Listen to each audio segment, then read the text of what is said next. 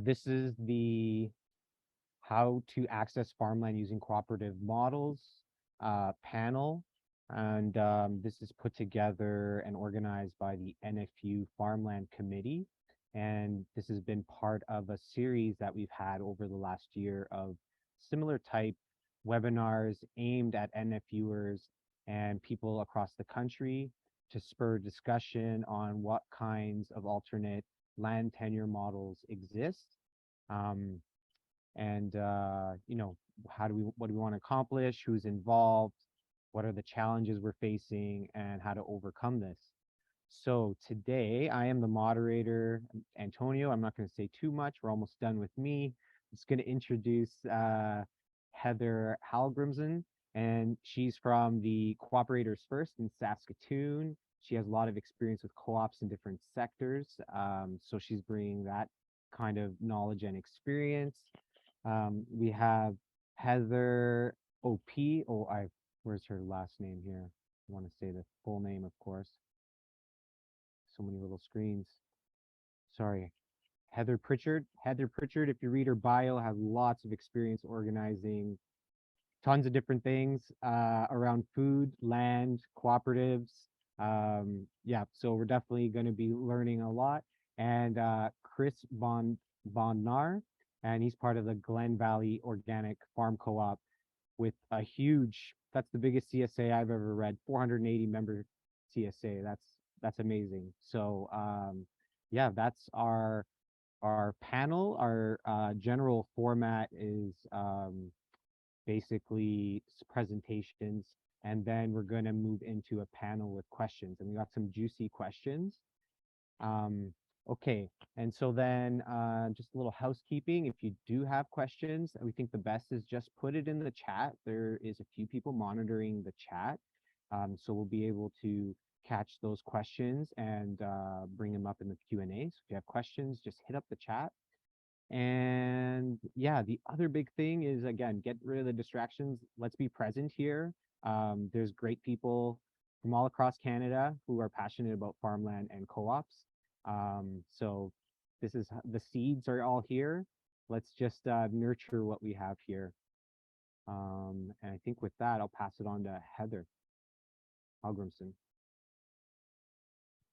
Thanks so much, Antonio. I'm glad to be here today, joining from Treaty 6 territory in the homeland of the Métis in Saskatoon, Saskatchewan, representing the prairies here today. And we have assembled a panel, but before the panel, I think it's good practice to have a quick presentation from each of our panelists on their specific initiatives in the cooperatives that they're involved in. Of course, our topic today being farmland and land ownership models and cooperatives as an option for owning land. And so we have chosen two people who have direct experience with this and can tell us a lot more. And I'm essentially just here to ask the questions. So with that, actually, we did not come up with an official order, but Heather Pritchard, you have the honor of being the first one on my panel screen. So I'm going to ask you to present first about the cooperative that you are involved in. And the question we want to pose to you are, what is the cooperative? Why did you and others form it, and how does it work? And after that, we're going to do a panel discussion where we will ask some deeper questions. So Heather, I'm going to pull you up into the spotlight and you can take it away for a few minutes. And just to check in with you, is this a 5 or 10 minute? You can take anywhere from 5 to 10 minutes. Okay, all right. Yeah, my name's Heather Pritchard and I live on Fraser Common Farm Cooperative, which is on the traditional territory of the Kwantlen Nation.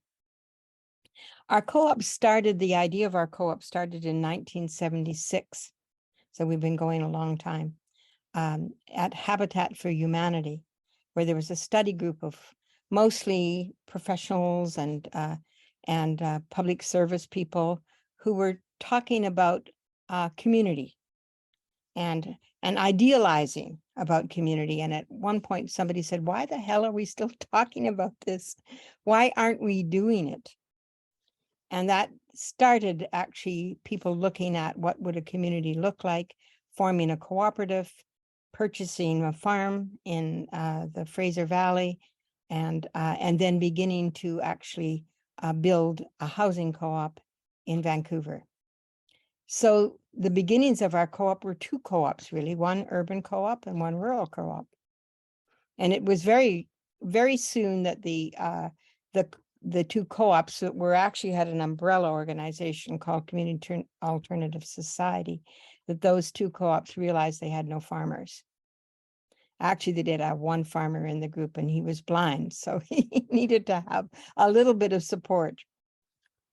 And so we began to attract farmers, but we didn't actually get very far with the farming on our co-op until myself and Herb Barbalette decided that we would go for a government grant to figure out how we could supplement our income on the land.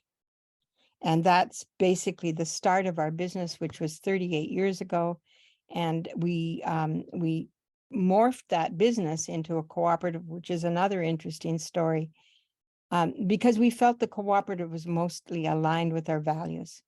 And we felt that it was something that we could actually bring more people into it. So currently on our farm, there is the co-op that is the community and that owns the land, has title to the land, and there's a cooperative that farms it, which is a worker co-op called Glorious Organics Cooperative.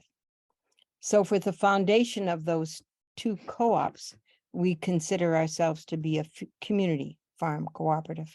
It's sort of shared farming on shared land.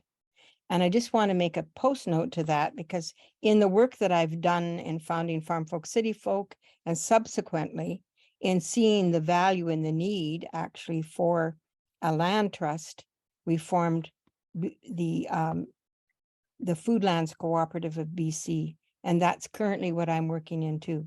So when you say to me, tell me about your co-op, I'm thinking, which co-op are you talking about? So those are the three key, I think. One that owns the land, one that farms it, and the larger community network of community farms cooperatives that supports the securing of land cooperatively as a benefit to the local community and food security. And just before I leave, I want to say that we call ourselves Foodlands because in the beginning of setting up a farmland trust, we got lots of feedback from the Indigenous people that we were working with. And I was presenting this to the conference, and there was a lot of anger about it. So I just want us to think about, when we think about farming, we're not only thinking about the land that we cultivate, we're thinking about the land that provides us with food and medicine as well. And that practice needs to be respected, acknowledged, and there's a synergy in there between what we do to cultivate the food and how we acknowledge there's food already there. I think I'm going to stop with that. There are lots of the questions you're going to ask me, can do a deep dive into any one of those things. Thank you so much for that, Heather. I appreciate the attention paid to farming as having multiple ways that cooperatives can interplay and be part of farming, from production to employment to land ownership. And our sort of main topic is land ownership, but there are a lot of ways that we can apply co-ownership, cooperative ownership, and sort of mutual benefit to farming with different results for different people. So thank you so much for that, Heather. I'm going to just do a little techie thing here, remove your spotlight, and I'm going to bring Chris up once I find you.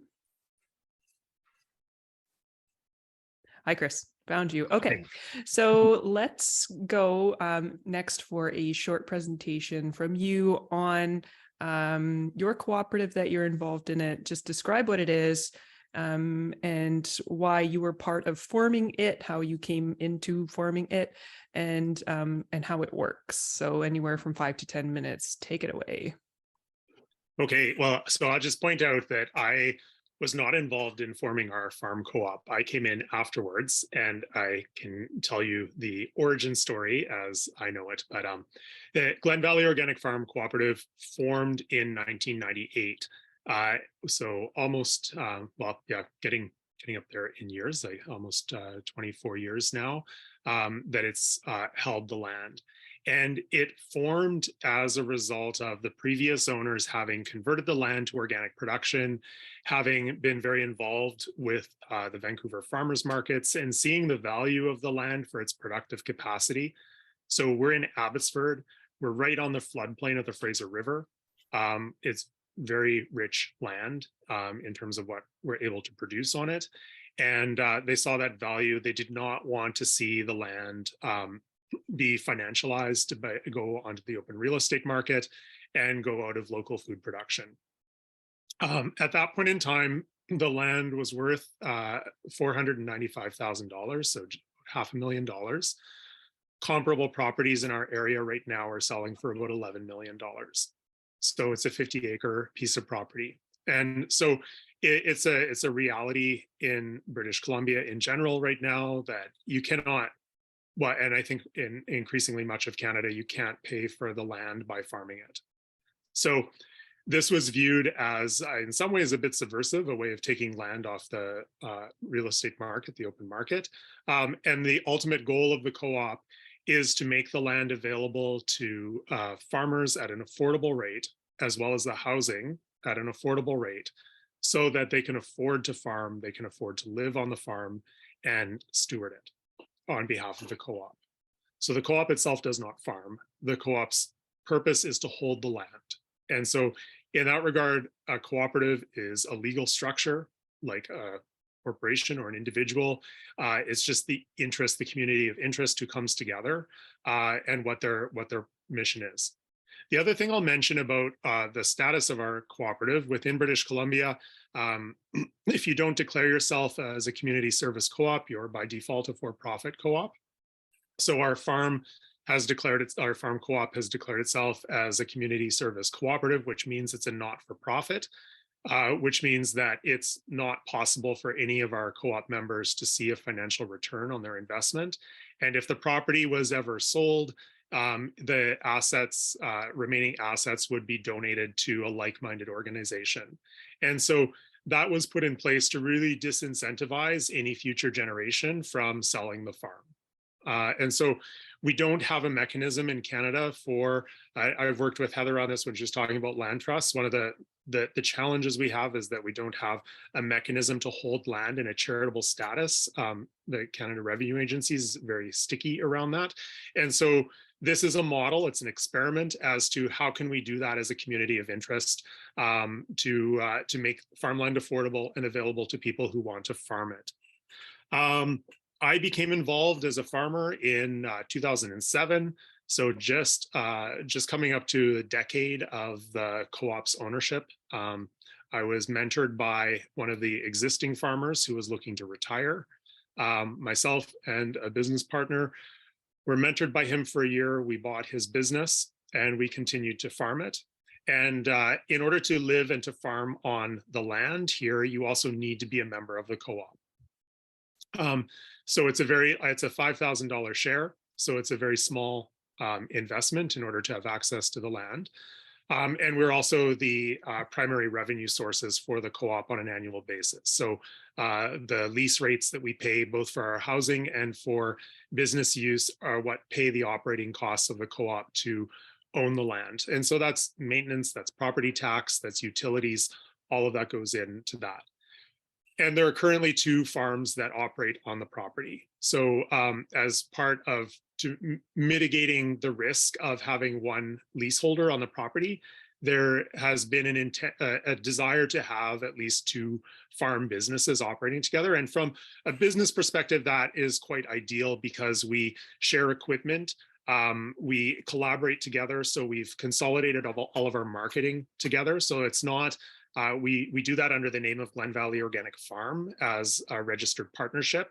So a partnership of the 2 businesses and using the same name as the co-op, apart from not having the cooperative at the end of the business name. And that's worked really well for us because it's allowed us to achieve economies of scale in terms of our market access, as well as our acquiring of inputs.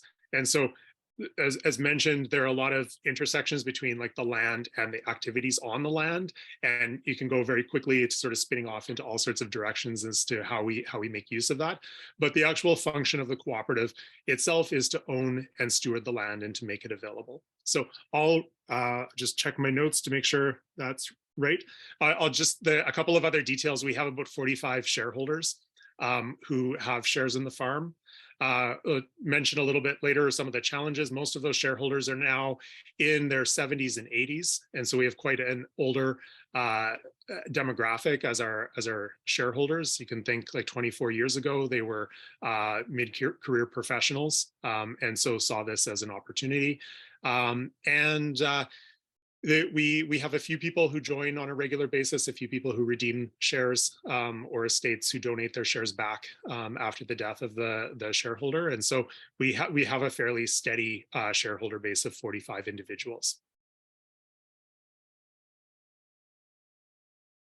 All right, thanks, Chris. That's excellent. I'm just going to everybody stay tuned for a little bit of shuffle here. Chris, you'll stay up on the spotlight. Heather is coming into the spotlight, and I will put myself also on the spotlight. All right, so this is when we're going to move into panel discussion to ask a few more questions. I'll ask questions, but I'm also open to putting my questions lower down if others in the chat have questions, because I'm guessing this is an audience who wants to know things and has a lot of questions for the group. So please feel free, and I will be monitoring the chat. We may not get to them all as a caveat right away, but we will do our best to send emailed responses to anyone who we can't answer the question. If it's, say, a question that Chris or Heather could answer, sorry, you're being volunteered in the moment, but we will get your answer somehow. So please feel free to put them in the chat at any time. So let's kick things off with a question around some key factors that allowed for success. I was interested in asking this question because I heard from both of you that there were some pieces in this equation that allowed this to work. For Glen Valley, it being that interest of the original owner to donate, or it was a donation, right? Or is it like a very, no, it's not a donation. It was a low. It was a sale. Is a sale at a low price, right? A sale at a market value at the time. It was market value at the time. Okay, yeah. So it's market value over time to hold the land, right? So there's this owner who decides, okay, I want to sell this land at this market value, but then we're going to do this so that it over time stays farmland, organic farmland. And I believe that Foodlands has a similar objective with maintaining that sort of like not leading to great returns at some point in the future. So we're holding farmland a little bit differently. So I want to talk about some of the factors that went into the equation. If you want to add a little bit more detail in here about how this was possible to happen. So what are the key factors that made the cooperative, and Heather, like you said, you've been involved in more than one cooperative, so speak from whatever example you would like about how they were allowed to be, how it was possible to achieve success. Maybe, Chris, since I kind of didn't have my details straight here, I'll let you go first. That's fine. Yeah, so the farm was sold at market value. The previous owners, they were a young couple. They had family backing in terms of owning the farm, and so their family was not going to walk away from the money that had been put in, so they needed to see that return. It is like, I think when I think about what worked in our scenario and would this be replicable today, it's a challenge because of when you think of to get enough people together to put $5,000 down, and $5,000 being sort of a cap in British Columbia for cooperatives before you become subject to extra oversight by the Securities Commission. And so what that would actually, how many people it would take at $5,000 each to come up with enough capital, it's a bit more of a challenge. And to then in return pay off pay off a mortgage on that. The things that did come into place at that time were the interest of the owners, but then the community of interest of individuals. And so that was mostly people who were mid to late career professionals.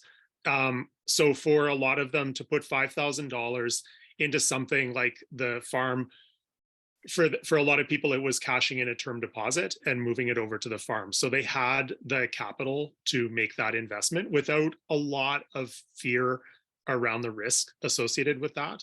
The other thing that was really crucial to making this work eventually was that Vancity Credit Union mortgaged the property. So at first, it was really difficult to get anyone to talk about mortgaging a cooperative farm.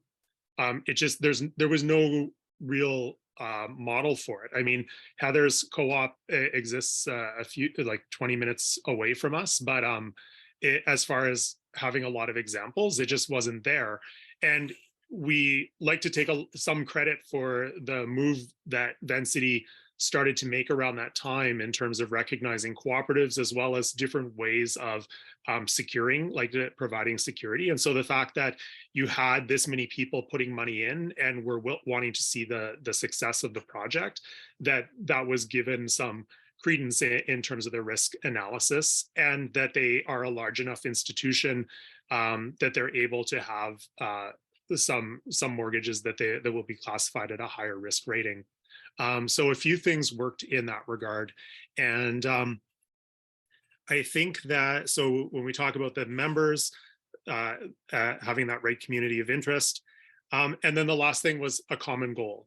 And I say that at the very beginning, the co-op and the idea of the co-op attracted a lot of people with a lot of ideas. And even for the first decade of its existence, there were a lot of people sort of hanging on with ideas or dreams or hopes. And the maturity and ultimate success and sustainability of the co-op has really relied on focusing in on a key goal of stewarding the farmland. And so if anyone else wants to do anything, they're welcome to put in a proposal, to take on a lease, to do whatever it takes, like to use the facilities of the farm, but that's their thing. The co-op's thing is owning the land. So that having that really simple baseline has led to success. Great points. Thanks. Heather, how would you answer? I can segue to that because much of what Chris has said about Glen Valley is true for Fraser Common Farm as well.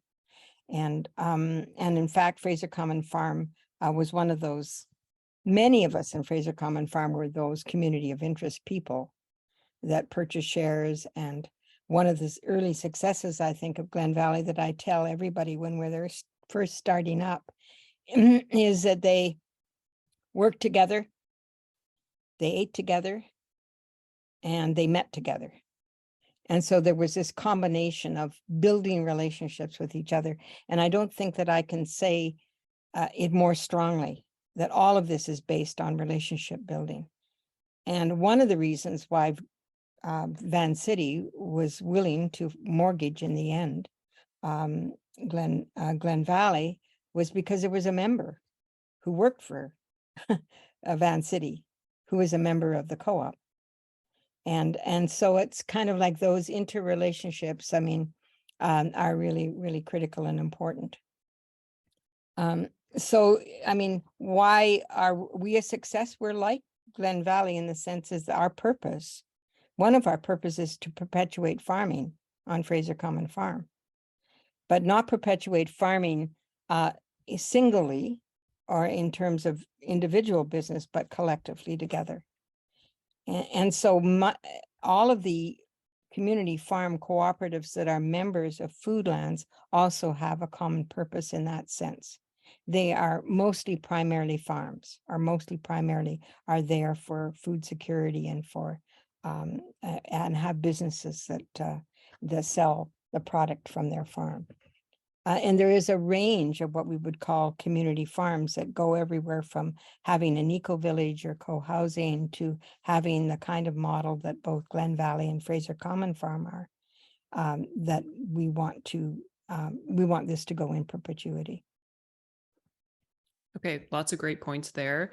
Common, clear, well-defined purpose and goals that you meet regularly on to define and sustain funding or financing or whatever that is aware of what a co-op is and how it works is certainly a big thing. And though both of these cooperatives were incorporated quite a while ago, the same is true for co-ops starting now, I believe, as well. Although some situations every situation is going to be unique. So let's talk a little bit about challenges faced as a land cooperative. And you can just speak to at any point in the history that you've been involved in these sort of land holding cooperatives. Let's just focus in on that. What are some challenges that you faced, and what steps have you taken to mitigate some of those challenges? Heather, do you want to start first on that one? No, I think that Chris has said it quite clearly in his presentation. We have a huge challenge in BC in terms of the cost of land. The cost of land is unaffordable. And the other challenge is that though food lands went to the CRA to get charitable status, we were declined charitable status. The Canadian government does not see farming activity or food security as a charitable purpose. So in BC, although we have over 30 land trusts, there's only one that actually owns land. And even they are in that tenuous situation of having the land having to be producing food for the community in a way that is not an economic model. So that's very large. So one of the ways around that can be, and we have worked on it, is to find charities whose purpose is aligned with having a farming operation on the land, and then they would take them in trust. So when I worked for Farm Folk, City Folk, we actually took a farm in trust called Lowbrunner, and Lowbrunner, we formed a cooperative to steward that land called the Lowbrunner Community Farm Cooperative. So that is one way that we can do that, is to align with a charity, but the charity has to have a purpose which is really aligned with farming or agriculture. We've done another farm too in the Okanagan that's similar, with somebody who wanted to donate their land. And we had hoped at Foodland to be able to take that land into trust, but without charitable status, that was impossible. So the Okanagan Fruit Tree Project, who was a charity, we convinced them and the owner that they would take that land on in trust. And they were seen as a fruit tree project to have aligned purposes. So we're working on, if we could get charitable status, and this is where the campaign needs to go, or somebody, a foundation or a trust could get charitable status. We know there are many people who would donate their land. We already get them all the time. I get them every week, or maybe not outright, but maybe in part to be able to bring the costs down enough so that we could do the kind of cooperatives that both Chris and I have been involved in doing. There seems to be a magic number in my mind. I don't know about you, Chris, but the $500,000 is something we can handle quite easily. We might even be able to handle a little bit more than $500,000 in terms of being able to purchase the land. But in the 6 and 7 and 11,000, you say you're on 50 acres, we're on 20, we think at about $6 million.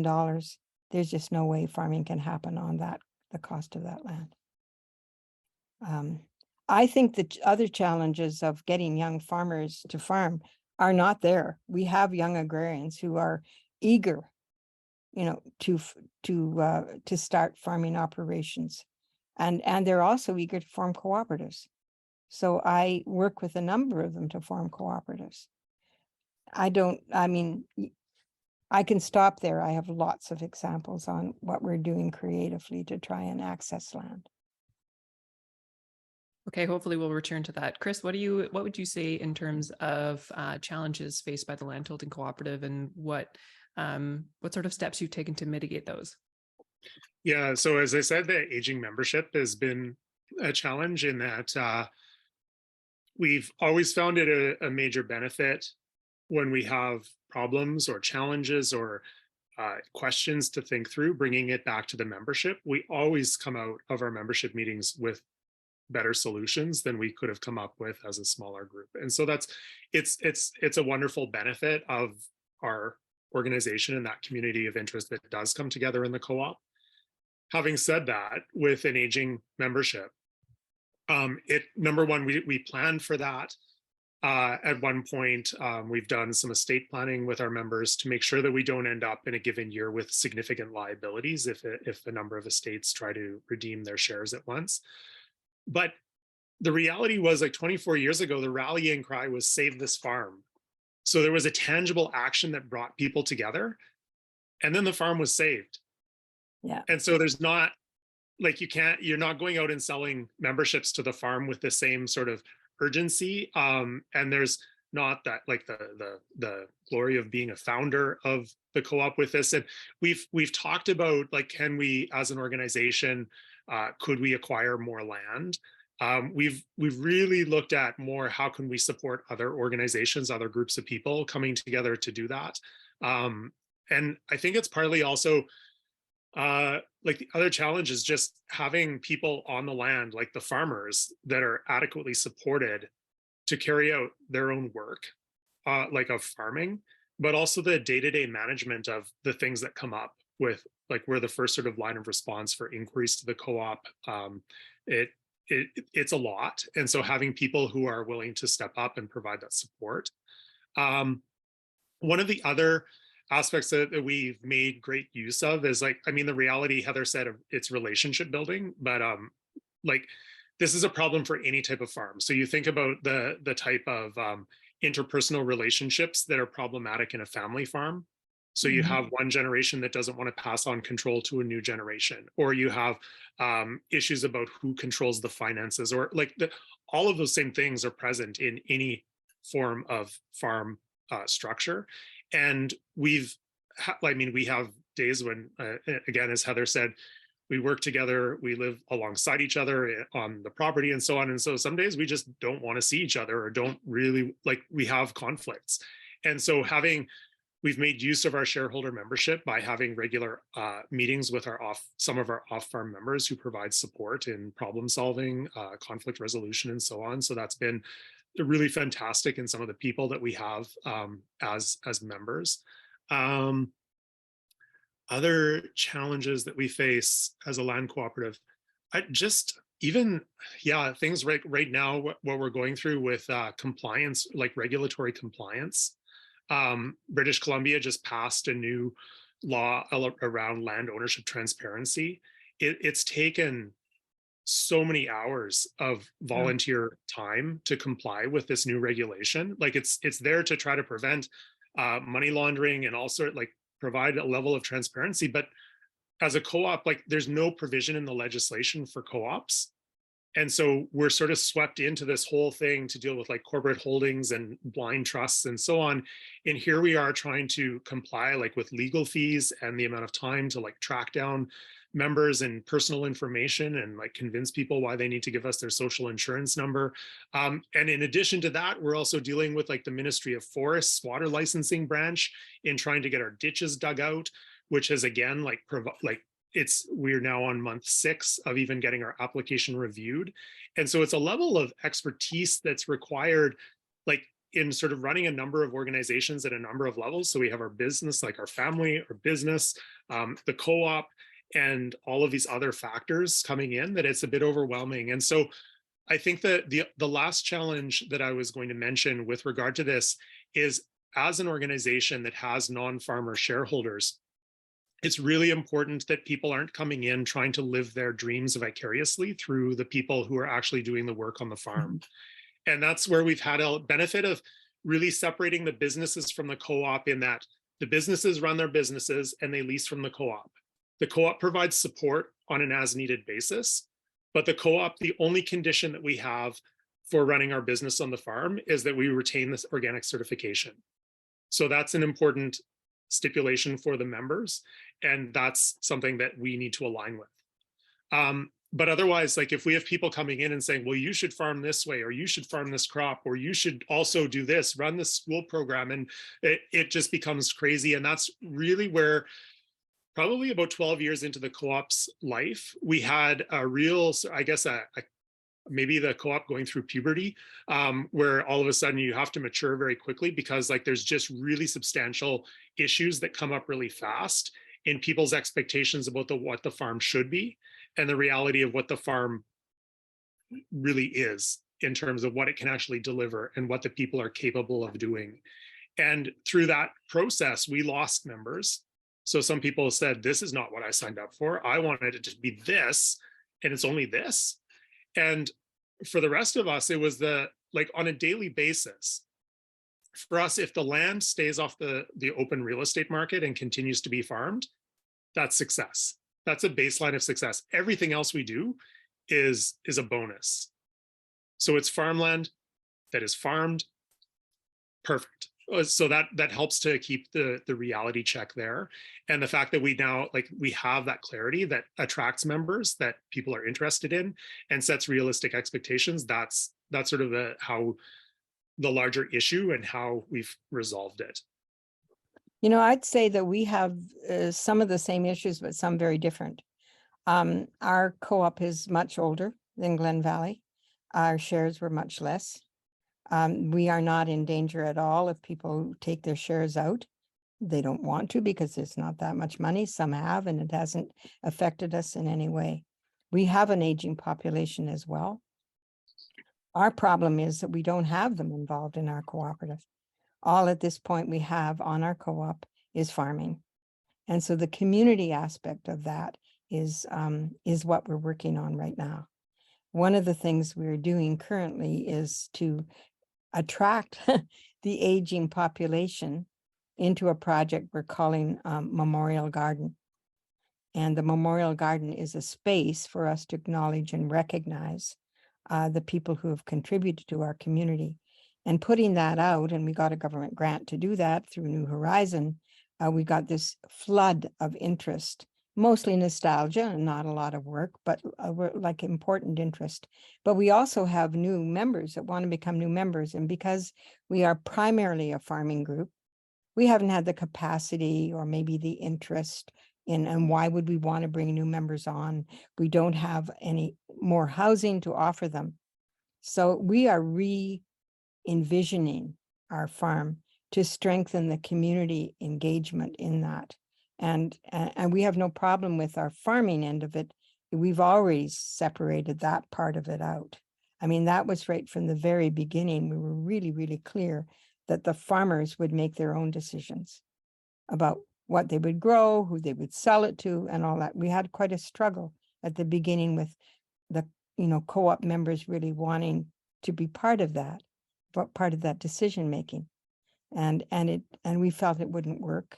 And, I think, Chris, that's true too of yourself. You don't want people interfering with the farming business in order to be, but on the other hand, you want to have support for the farmers and the farmers to feel like, they are part of the community as well that come to celebrate or whatever. So those are challenges of farms, I think, that are have a longevity. Like in our farm, we're less than 2 years away from paying off our mortgage. So we are about to go and envision what do we want the future to look like. And we have a very, unlike Glen Valley, their soil is very fertile. Ours was class 4 at the most. So the whole process of regenerating that soil over there with a very heavy tree lotted area is we have a limited amount of land that we can actually grow on. So without having the community support to say, hey, we can add value to that, we can bring people onto that. And I want to say, the final thing I want to say is that COVID hit us like in the gut. Anything that we had done to bring community on for long tables or workshops, or in our case, we have 2 celebrations a year, that was over. And the people who hunkered down on it were the people living here. And now opening that up and providing the farm as a place to come to contemplate or to recreate or to learn or to celebrate is something we need to work on now. And the beginning farms that are just beginning, I mean, they're working on that from the get-go. That is my advice.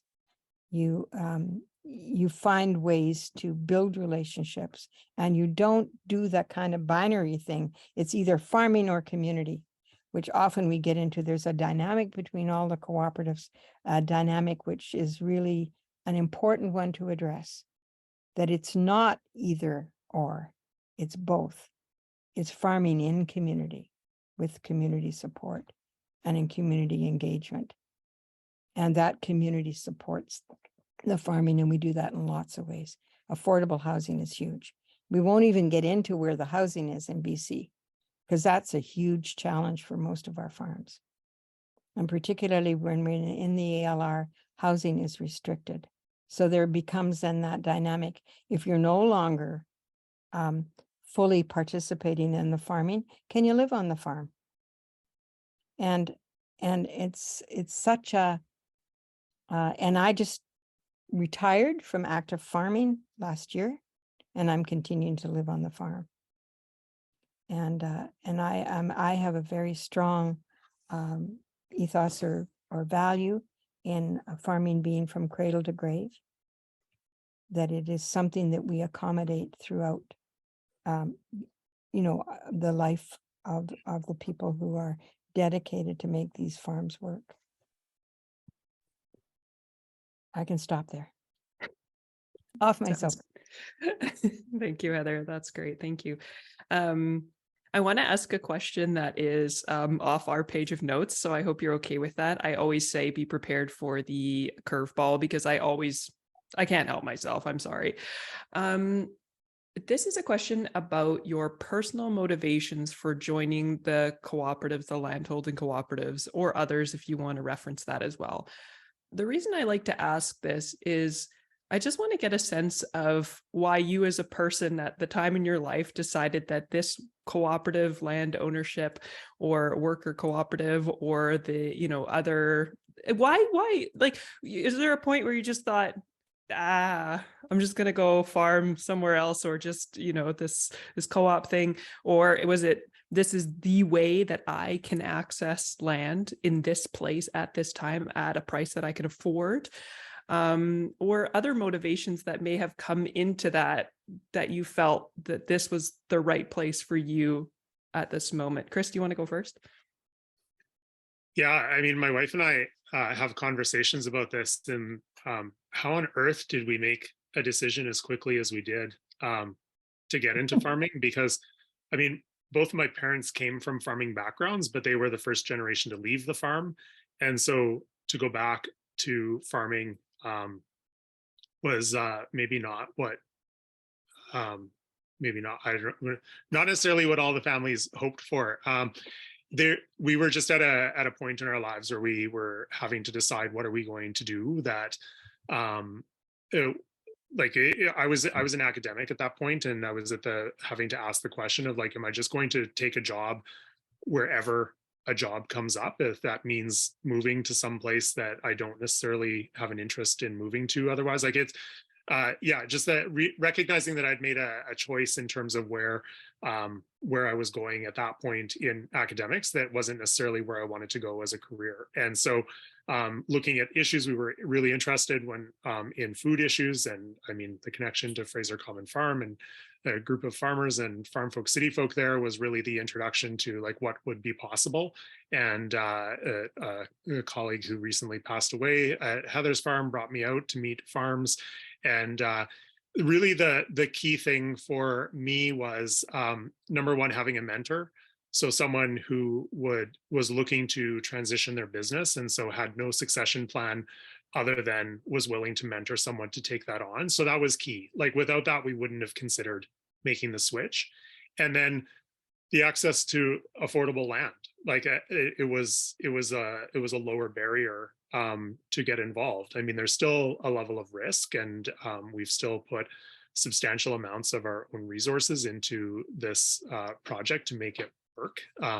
So there's a reality check there in terms of it. It's not a magic solution on any end, but we've definitely benefited from overall the support of the members in the co-op over time. So it was just the right opportunity at the right moment.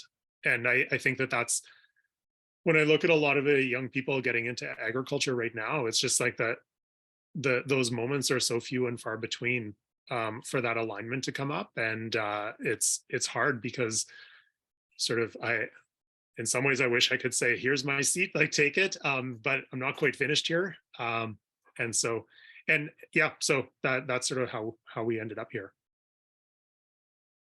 Thanks, Chris. I tell the story from a different angle. I tell the story that Chris phoned me up and said, Heather, I don't know what to do. I've just read The Omnivore's Dilemma, and I think I'm being called to farm.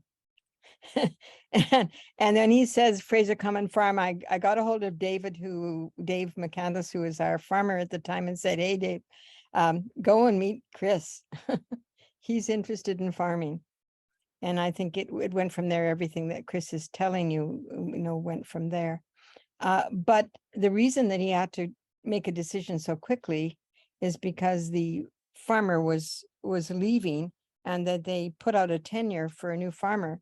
And I want to say, without saying names, is that there was somebody who really wanted to farm on that land and was a really good farmer, but they were nervous about his relationship would be to community. He wasn't really what you might call very cooperative.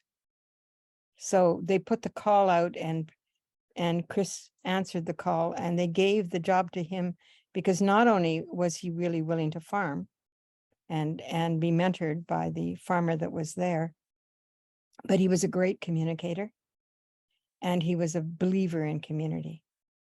And so we have a cooperative farm. It's not just about the farming, it's about doing it collectively. In some way, it's about cooperating with other people on the land. And Chris has got that. He's a mover and shaker. And then it's, of course, it's back to me, right? Why did I? I didn't choose to farm. I came into community alternatives in the city, and I chose to be in community. It was a housing cooperative. And a friend of mine in the cooperative, he and I were entrepreneurs that were looking at businesses that co-ops could actually participate in or develop. And we had a farm. So it just made sense for us to say, okay, how can we make this a farming business? And we didn't start off doing a cooperative. We started off actually with a business.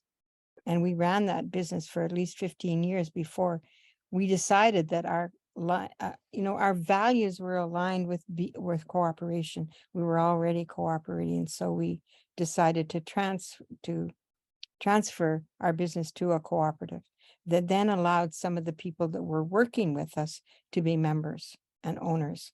And I really like the idea where Chris said he was mentored and he bought the business. We also sold the business as well. And we actually did that because Chris Gun Valley had done that. And I thought that was just, that has high value in recognizing that we need to pay for the assets and the intelligence that is being passed down to us. So Glorious Organics and Glorious Organics is the cooperative. I say Glorious Garnish and Seasonal Salad Company sold to Glorious Organics Cooperative, and we all became members of the co-op as well as some of the workers that were working with us. My family also come from Saskatchewan, are farmers. Mine too. Except I haven't left. I haven't managed to leave. I tried. No, I'm just kidding. As a child, I spent much of my time on both the family farms. So I was really drawn to working as a farmer on the land, and learned, of course, over the decades how to do that. Right. So I want to ask one last question on the panel before we switch gears a little bit. And my question is this: what advice, if that's the right word, or guidance or thoughts would you have on being involved in a land holding cooperative for as long as you have, give to anyone considering becoming involved in land holding cooperative at this point in time.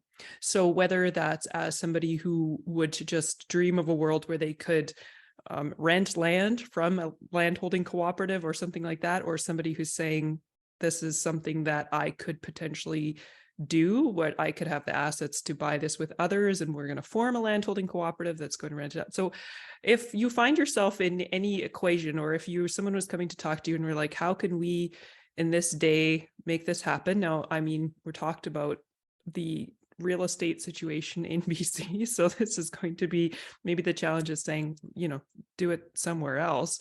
But what guidance would you give, I guess, to someone considering this today? Heather, you laughed, so sorry, you have to go first. I give this guidance all the time. First of all, I say, basically just do it. Act as if you were a cooperative for a year, or at least through the full season of it, and then see if you want to get married. It's like being a cooperative. Cooperating is an active, verb. A cooperative is a structure. There's lots of people who cooperate who decide, that they don't need to form a co-op. There needs to be a reason and a purpose for you forming a cooperative. But rather than talking about it, like there's lots of meetings and talking that has to go on, is practice it. And I've actually gotten feedback from 2 co-ops that are forming now that I talked to like maybe 2 or 3 years ago when I was addressing young agrarians and having co-op discussions on the side. And one of them said, we took your advice, we found some land, we started to cooperate, we now want to formalize it, and what's your advice going on from here? It is possible still for, depending upon where you are in BC, to be able to purchase land or to find a landowner that wants to invest with you, which is another example of a cooperative that's being formed, is a person owning the land actually is willing to kind of put part of that investment into and becoming part of the co-op.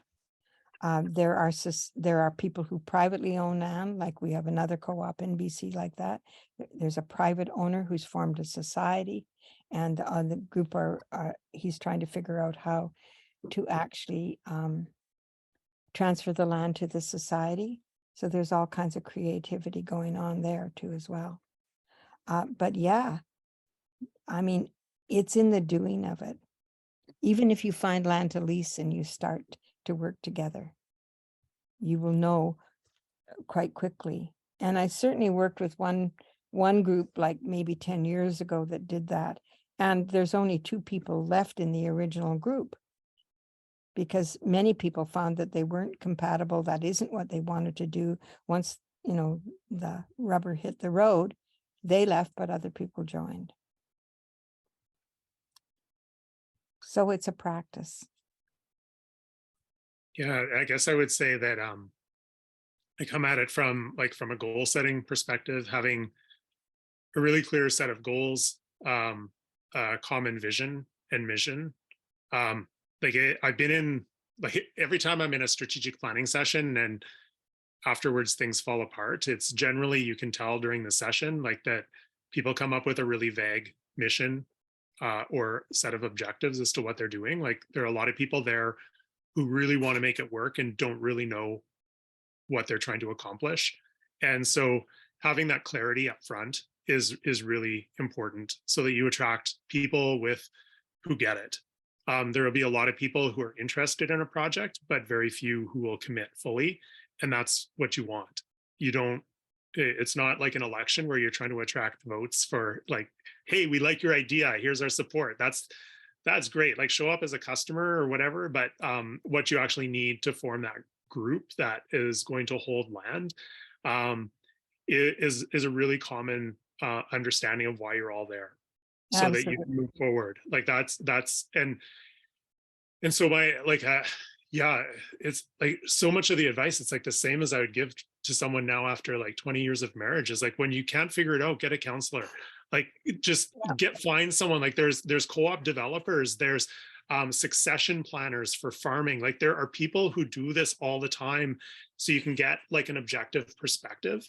So don't form a co-op on your own. Like You can't.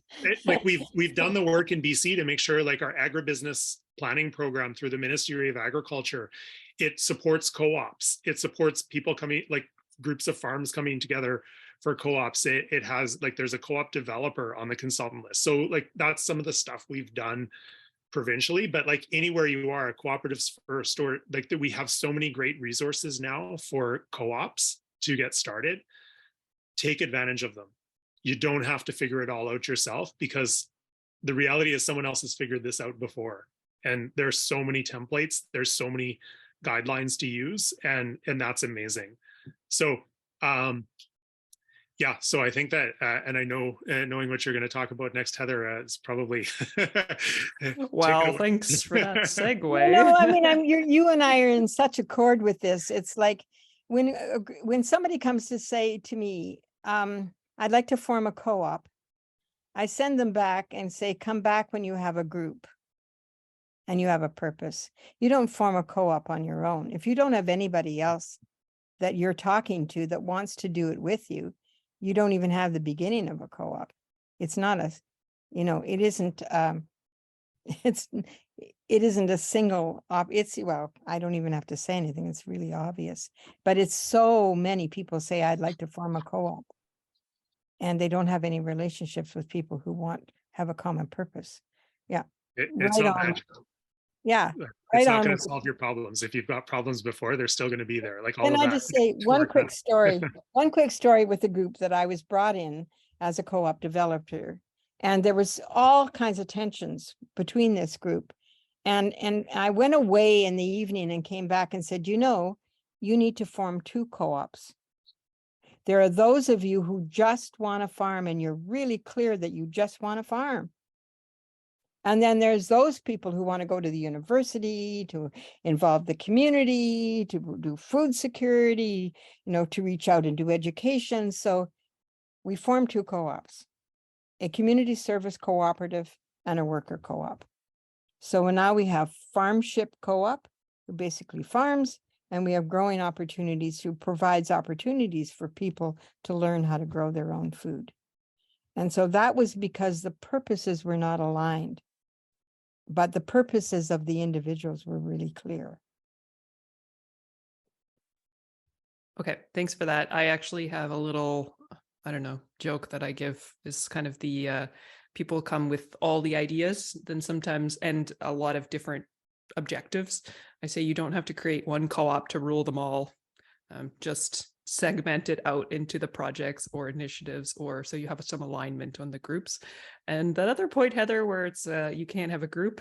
A lot of people think that the technical aspects of setting up a cooperative will be the challenging part, but often the first and most important challenge is just finding other people. So get your group early and involve them. And sometimes people wait to involve other people. And what I say is that if those people are so important that you're going to co-own this with them, why wouldn't you get them involved as soon as possible? Why would you wait until your vision was set in order to involve them later?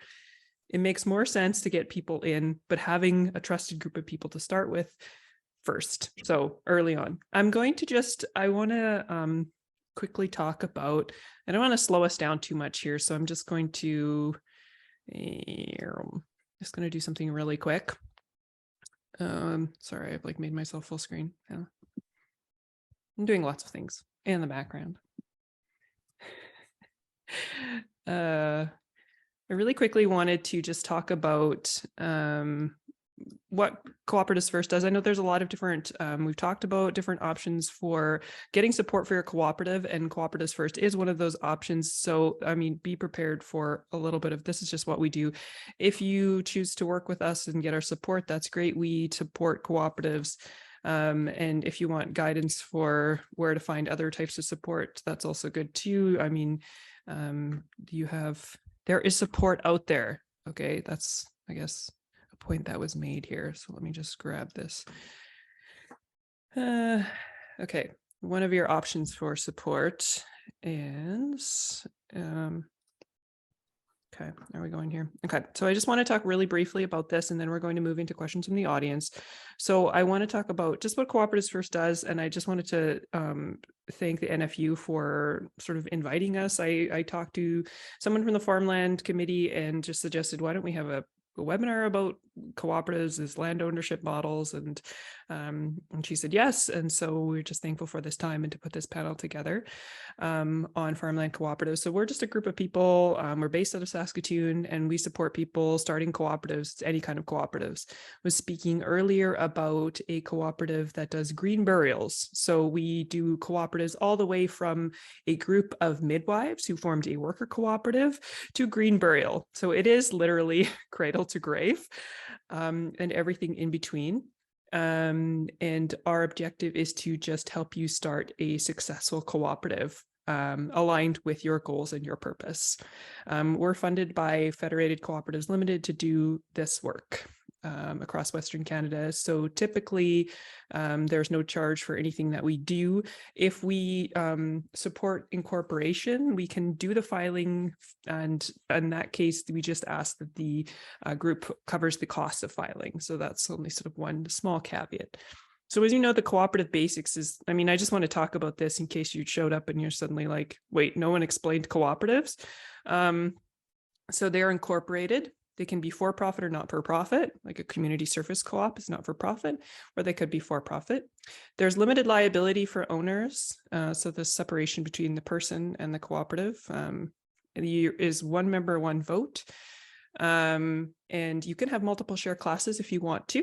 You can have suppliers as a share class. You could have consumers as a share class. You can have workers. There's a few different ways you can slice that. And cooperatives can receive grants. If they are eligible for those grants, they can get loans, like we talked about, mortgages, loans. They can raise equity from members or who are their shareholders. So the essence of cooperatives in my mind is just this, that there's shared profit and shared decision-making. A profit in the profit scenario where there's dividends distributed is based on use of the cooperative, and decision-making is on one member, one vote basis. So if you have a group of people who have some common interest, for example, people need internet, or like they need to pull cable the last mile and provide internet to people in their town, you may have a situation where there is a consumer-owned internet that could allow you, an internet service provider that could allow you to get that high-speed, quality fiber optic internet access to everybody in your town should they want it. So you can also form a cooperative for childcare. Parents or others in the community who say childcare is really important can form cooperative to offer childcare, so parent-run or other non-for-profit cooperative. And we talked about the sort of situation of farmland and holding farmland, and maybe a way that's a bit more not traditional. And so maybe a cooperative land ownership could be a way to do it. So our supports are basically breaks down into 4 things that we do with groups. Is to, first of all, there's a bit of design work. So just in terms of getting everyone aligned and off on the right foot, not every group wants that or needs it, but for those who do, we do offer a sort of tailored workshop, which is getting everyone aligned and to build a concept. That's what I try to discover at these first workshops, is to identify what is a concept that we can then take and roll with. So if we have a lot of different ideas going in, then we can come up with something that we can use and go forward, or we can narrow that group to the group of people who actually does have the common interest and then go from there instead of involving everybody and their dog in the situation. The second thing we support with is incorporating. We've done a lot of incorporations, recognizing that a lot of people, this is like one of the only times they're going to incorporate a business in their life. And so it can be painful experience to work with the documents. And so we just assist with creating the documents. And I realized that in BC, it's called the Memorandum and Rules of Association. I just call it the Articles and Bylaws because that's where it's called, what it's called everywhere else. Sorry, BC, I voted you out for that reason alone. And then we can assist in the submission to the provincial or federal registry if you choose. So you need at least 3 people, and then the group is covering the cost of incorporating the business, which we just charge a flat fee of $400 because the price varies per province and federally. The other thing we provide support for is creating a solid business plan. And this even applies to not-for-profit cooperatives. Just because you're forming a daycare doesn't mean you don't need a plan for how to pay people, how to raise money from grants, how to staff and your business or the nonprofit correctly. So just because it's called business plan doesn't mean it doesn't apply to nonprofit organizations as well. Or a feasibility study. And we don't charge for this. We do have a limited amount that we can provide per year.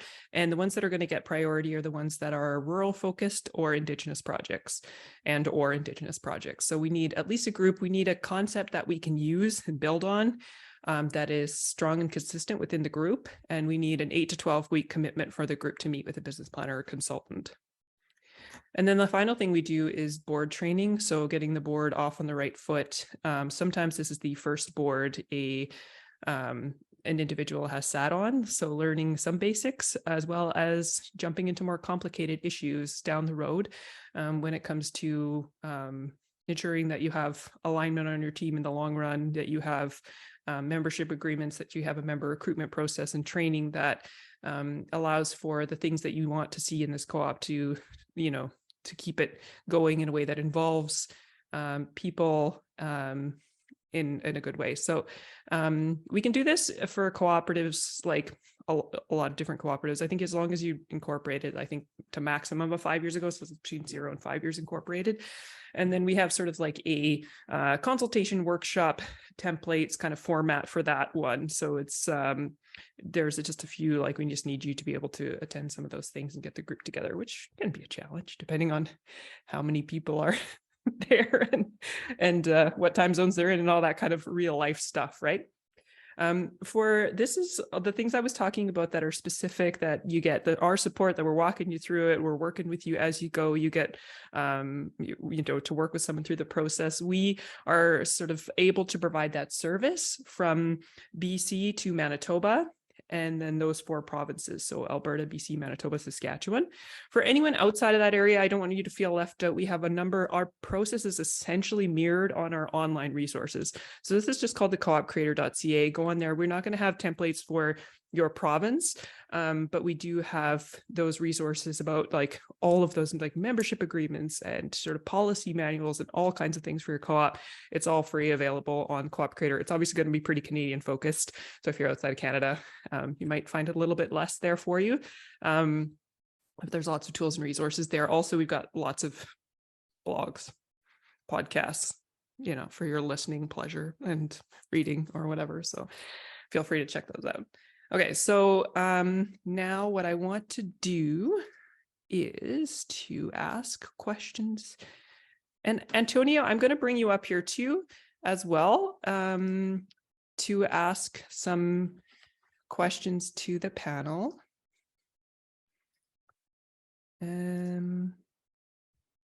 So Antonio, did you see anything that we would like to kick us off with? Or I'm putting you on the spot a little bit here. Would you like to sort of ask a question from the chat that you think would be a good way to kick us off? We have about 15 more minutes. Yeah, so we have a few questions here. If you still have questions, there's still time. So a question here regarding insurance, farm liability and housing on the same land. Any tips here or mention of insurance companies that are cooperative friendly? So cooperative insurance, there's the cooperators. So I would have to say that, so the few things like beyond your insurance provider that have been really helpful to us is that the co-op and all of the businesses and tenants have the same provider. And that goes with most land arrangements, but we use the cooperators for our co-op, all of our asset coverage, as well as our liability insurance. And then the businesses use the cooperators, and then the tenants in the housing also use the cooperators.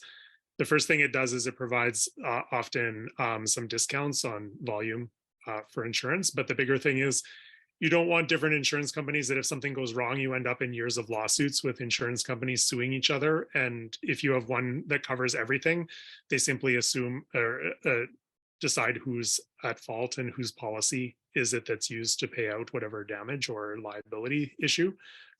Luckily, we haven't used it to this point, but that's just the consideration. We just have had a really good experience with cooperators being willing to sit down and understand the situation and work through a solution that, as opposed to just sort of saying, "Ooh, this is kind of weird," and saying outright no, or just getting into a cycle where you can't actually get a response from your insurance company. You want to make sure they understand what you're doing so that they're covering you appropriately. So that was the big thing for insurance for us. I don't think I can add anything to that. We use the cooperatives too all across the board, and they do understand our quirkiness. And it's still complicated. But yeah, after listing out all that insurance for all the different groups, it seems like that's the angle to go. Put them all under one umbrella, because yeah, that could be very complicated. So we have another question here related to, I guess, how Indigenous communities and individuals see the co-op, involved in the co-op, what their concerns are. I'm not sure in terms of the question. I do think that cooperatives are very aligned with Indigenous values. And so I would recommend that at least if they choose to formalize the way they work together, the cooperative structure is something to really look at seriously.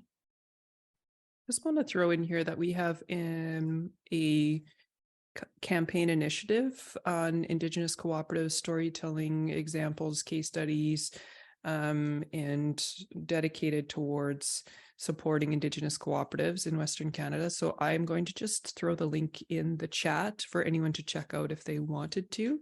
And I don't know, Chris, did you have anything to add with any Indigenous involvement in your cooperative? No, I mean, it's our local First Nation has, like in many parts across Canada, like a fairly tense relationship with the community around it. Sometimes there are particular opportunities and there's discussion that happens, and other areas. I think that like our bigger focus has been on supporting initiatives that they're undertaking and calls that they're making for the issues that are important to them. And it's long been a discussion in our co-op that one of the questions is we're stewarding land, and for whom are we stewarding it and to what end? And that there may be a succession strategy in the future that looks like a land back protocol. That's not anything that we've figured out yet. And but yeah, I mean, so yeah, we have contact on an individual basis with particular individuals that are part of the local nation here, and it's I mean, I think we're in a lot of ways in a very similar trajectory of a long process around understanding reconciliation and what these mean, and probably being more ignorant than we should in light of what we're learning in these last years and what work needs to be done. Yeah, I just want to say with Foodlands Cooperative, we made a commitment to decolonize our structure. And along that journey, we're now, it's a journey, not like an end result, is that we are working with all of our member farms on supporting their relationships with the Indigenous people in their area. And some of them are fairly far along, and they have joint projects together. Some are just beginning. And the program we call Listening to the Land is a program to support that.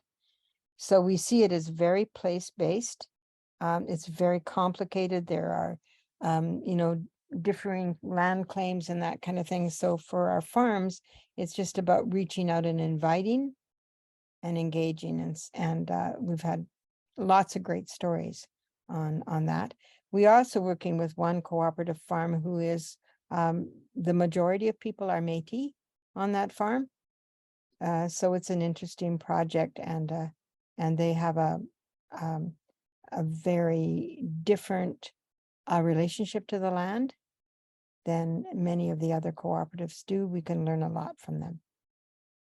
I would also like to just tease something that we are working on as well, which is it is an Indigenous awareness course specifically directed at cooperative boards, which should come out later this year, because I think part of this is that getting all board members on the same page with understanding the history and being a little bit more aware of all of the forces that have gotten us to today's point and what sort of steps that board is going to implement in the future.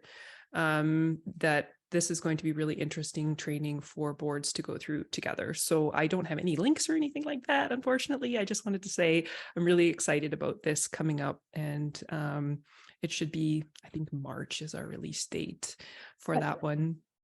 And additionally, the majority of our member cooperatives are either governing themselves based on sociocracy, or who are interested in learning about it. So Foodlands, that is moving towards a sociocratic governance structure, are looking at how does that align to cooperatives. It aligns quite well.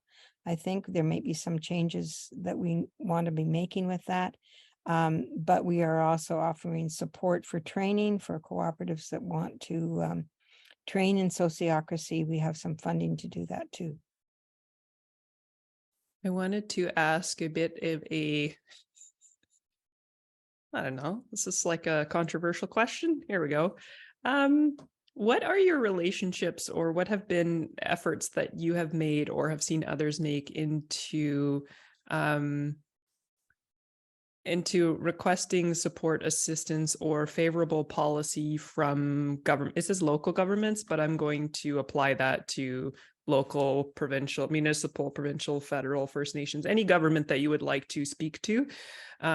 We talked about the charitable status situation for land donation, and what other, what other sort of moves, or would this be like if you had a perfect world and you could just have a government relations person working for you, what would they do to help you, and others acquire land from a farmland cooperative? So in British Columbia, I would say my experience of the last 5 years has been really positive working with staff at the Ministry of Agriculture. We've put in, my other hat here is I'm also on the board of the BC Cooperatives Association. That organization has done a lot of work in its government relations just to articulate very clear requests of government. And that's been really successful. Basically, I think the key thing people need to recognize when approaching government is like, what are you bringing as a solution or a potential policy solution that it addresses something that they're working on, or that you have a clear request that fits in with something that exists. So look at existing programming. So some of it was, for us, was just to make sure that cooperatives, agricultural cooperatives, qualified for any type of funding that was being made available. And then also when government is producing business planning resources, that it doesn't exclude cooperatives as a business structure. Like often the resources that are produced, it can be an oversight of the individual developing them. So reminding that should be content that's there. And we've had a very responsive engagement on that level.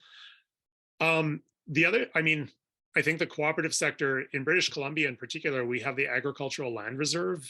There are conditions within those regulations that allow for like on-farm sales and on-farm processing that like up to like 50% of the product needs to be from your farm or a cooperative of which you're a member. So I think that there could be a lot more creative use of cooperatives in making use of existing regulation in BC that a lot of people don't think about. Like cooperatives are specifically outlined, and as a result of that, they also then show up in municipal bylaws. And so looking again at what are existing opportunities that exist within that. that's work really, like, to, in some of that thinking through and identifying these, that's work that provincial organizations should be doing to sort of see what are the opportunities that are there. But sometimes it comes right down to individuals. And I know, like, of individuals who've even been advised by provincial offices that that's where they need to go. I think the other realistic thing that people need to look at is, or that, like, I don't think it's realistic right now to expect government to be putting money into buying farmland. And I just say that, like, in our province, the ministry is so small compared to the other functions of government and so on. The resources are so limited, and I fear of what the backlash would be, like, the sort of, as soon as government money is involved in bidding on prices of land, and is that the best use of, I don't know. There's a policy versus, like, where do public funds get spent, and a question there that I could be convinced otherwise. But I think the benefit of cooperatives, ultimately, we can engage with government and policy discussions, but it's a vehicle that allows us to take control of a situation and put a group of people together and say, we're not expecting government to do this for us. Yeah. There are things government could do that would make it easier for us, but, like, as communities and individuals and groups that come together, we have a lot of power to get things done. And so that's the opportunity within a cooperative, is to get together and get something done, like, do something. And so, and then when you realize that you're running up against a wall, that's when you can bring up, like, hey, this regulation doesn't work, or hey, please think of us as cooperatives when you write this legislation, because otherwise we get swept up in sort of this whole corporate affairs, like I was mentioning earlier. But I don't know, I guess my experience has been positive in terms of the reception that we've had, and just finding the right municipal staff. When you ask a question, they, like, just don't tell us too much about what you're doing, and then make the question vague enough so we don't have to follow up with you directly. So, I mean, we have different municipalities all across BC who actually take very different positions in terms of how friendly or cooperative they are. But one of the things we're doing with the provincial government is we have a working group we pulled together of a pretty powerful working group that is addressing with the government housing on cooperative land. And we've had, like, 3 meetings now with the staff from the ministry and with the ALC. And they are working very closely with how can we do this within the existing regulations, so they don't have to go and have those regulations changed. We think in the end that we would be looking for changes, but right now we're trying to work within what are the variances that we are allowed to have, and just getting clear. And the government is very supportive in working with us on that. So we think that's really positive. And in terms of the municipality, just like we don't have to have them buy the land, they own a lot of land. And certainly with the Langley municipality, they own 50-acre farmland that we've put together an expression of interest on how we could turn that into a cooperative farm. And we're not getting very much response from them or very much cooperation, but we're not giving up on it. So, there's a lot of ways to approach it. The municipality, and for us, a municipality that owns land within the ALR are not likely to be able to develop it to do anything else very easily. So that's where we can come in with an alternative model and project. Okay, nice. So I have one more question here. We're going to squeeze it in because we're near the end. So this question's about I guess if we imagine the co-op or whoever owns the land, what can they do to basically make it welcome to the farmers to join and actually farm on the land? Does that make sense? You repeat it, like, who owns the land? Well, in this case, it's a family farm, but if we can abstract, like a cooperative that owns the land, or a family farm, but basically the group that is in control of the land, what can they do to kind of make it more welcome to the farmers coming in and actually using the land? I have a very simple answer to that. Young agrarians. They're set up now across Canada.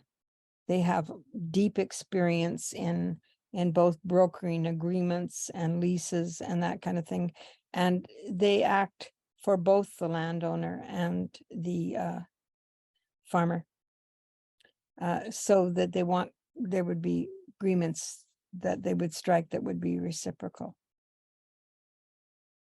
Yeah, and I guess I would say like around that, Heather, is clarity.